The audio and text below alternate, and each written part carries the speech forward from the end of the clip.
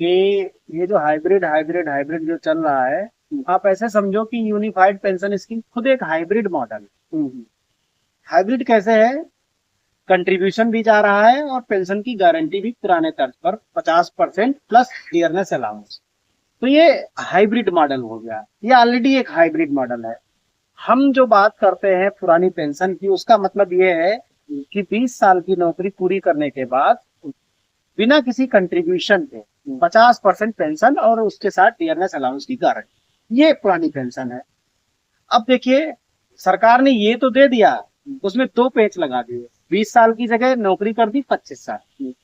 दूसरा, जो कर्मचारी का जो अंशदान है, जो जीपीएफ के रूप में कर्मचारी को वापस मिल जाता था, वो छीनने की परंपरा बना दी। क्योंकि ये कहा कि यूनिफाइड पेंशन स्कीम में हम छीन लेंगे। तो हालांकि उन्होंने कुछ लमसम अमाउंट के नाम से वापस करने की बात कही, लेकिन वो महज 15 से 20% करता है। यानी कि अगर आपके 100 रुपए है तो वो आपको 20 रुपए वापस देंगे। और 25 साल से ऊपर की नौकरी है तो 50% पेंशन तो ऑफिस के इक्विवेलेंट देंगे, लेकिन आपका हिस्सा 80% के आसपास वो आपसे ले जाएंगे। अब फिर वो ये कह रहे हैं कि अगर आप उसको लेना चाहते तो पेंशन कम करा लो। ये एक शर्त है बेसिकली। तो हम जिस हाइब्रिड मॉडल की बात कर रहे हैं वो ये है कि हम सरकार से ये कह रहे हैं कि आप हमें ऑप्शन मत दो, ऑप्शन तो हम देंगे ना आपको। हम विकल्प दे रहे हैं कि आपने 30, 32, 35 साल तक 14% के रूप में या 18.5% के रूप में या 10% के रूप में जो आपने कंट्रीब्यूट किया है, हम आपको एक ऑप्शन दे रहे हैं कि वो पैसा हम आपको अगर दे दें, आपका वाला हिस्सा हमें नहीं चाहिए, तो आप उसके बदले में हमको 50% पेंशन प्लस डियरनेस अलाउंस की गारंटी दो। ये हमारा हाइब्रिड मॉडल है।